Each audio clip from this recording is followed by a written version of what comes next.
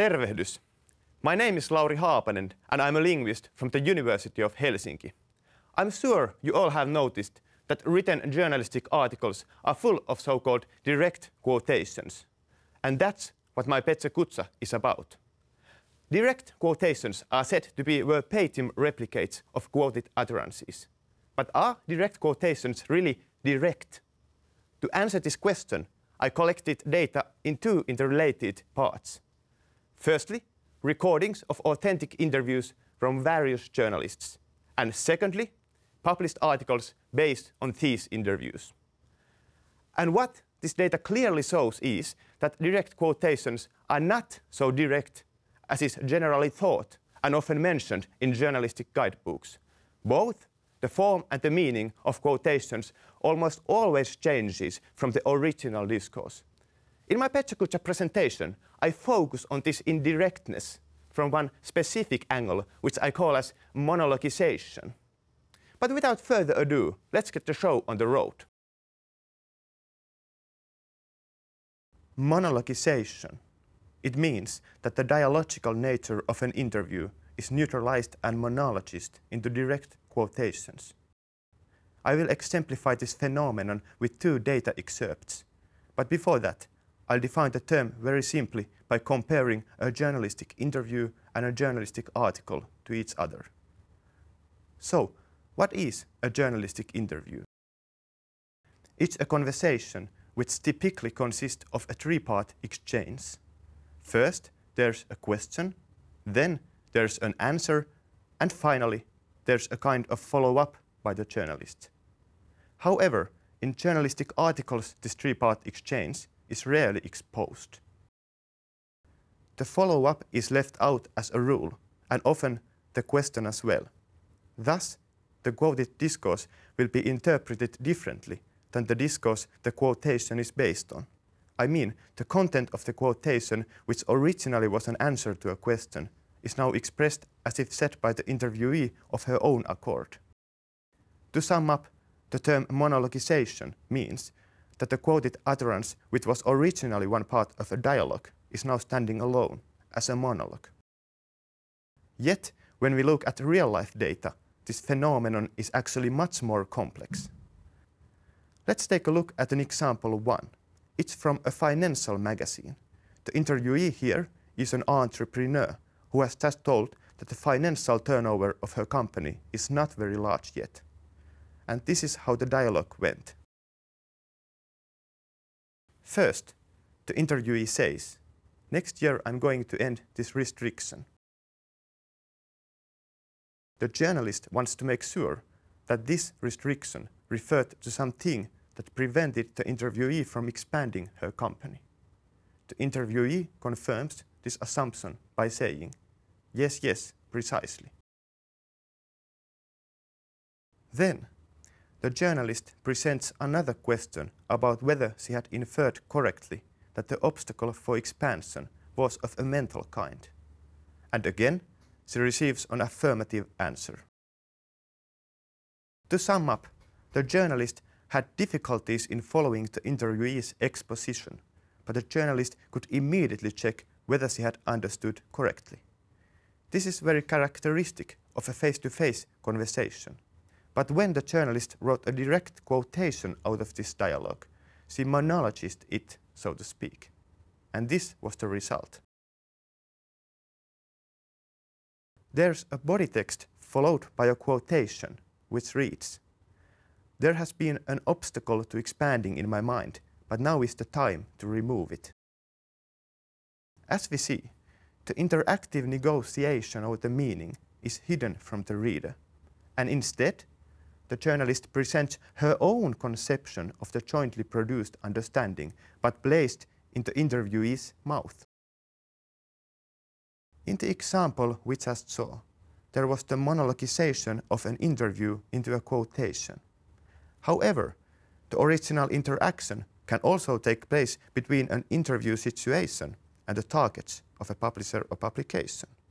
Here, I will give an example to demonstrate what I mean. The interviewee in this case is a director of a company that manufactures high-tech medical devices. The journalist begins by asking, "Your customers, they are like hospitals and such." And interviewee answers, "They are hospitals, yes." Then the journalist makes another question, and I'll give you a second to read it.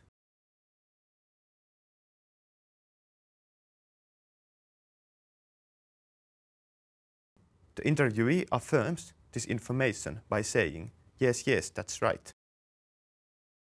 Based on this conversation, the journalist wrote the following quotation. "We have targeted international markets from the beginning and have hospitals from around the world as our customers." One could say that the words have jumped from the journalist's mouth to the interviewee's mouth. What do you think? Is this cheating? I would say that better not to pass judgment too early. I asked this journalist about the process of making this article, and this is how she explained the peculiar modification of the quotation. First, the journalist got an assignment, and this assignment defined internationalization as the main topic of the article. This means that the interviewee in this particular case was chosen because the magazine wanted to highlight the international markets of this company. Then, when the journalist called the interviewee for the first time in order to set up the interview, she already told the interviewee that the central point of this article would be the international markets of her company. Next, in the actual interview, the journalist wanted to introduce this main topic into the conversation in order to elicit some more information about it. However, since they had already discussed that specific topic over the phone, there was no need to ask any explicit questions about it. Instead, the journalist only checked that her information was correct. Finally, when the journalist was writing her article, she wanted to let the interviewee say the key point, as she told me, even though the quoted utterance was never actually said during the interview. So, what really did happen in data example 2? The purpose and needs of the magazine overrode the requirement for directness in this particular direct quotation. As we have seen, there are multiple levels on which the monologization can take place. Now, I will reiterate the findings from the two examples I have just covered. Firstly, there's the monologization of the immediate interaction between the journalist and the interviewee. Secondly, there's the interaction between the interview and the targets of the publication. Now, my data clearly shows that these kinds of monologizations happen very often, although journalists are not too keen to speak publicly of the modification or pure fabrication of the quotations. Let's ponder the implications of all this for a moment. On the one hand, there is the journalistic goal of verbatim quoting. That's the ideal. But on the other hand, there is the actual practice of quoting with lots of modifications. Even if these modifications are made out of necessity and to serve the readers, one question comes to my mind. Does this contradiction between the ideal and the practice cause some ethical problems?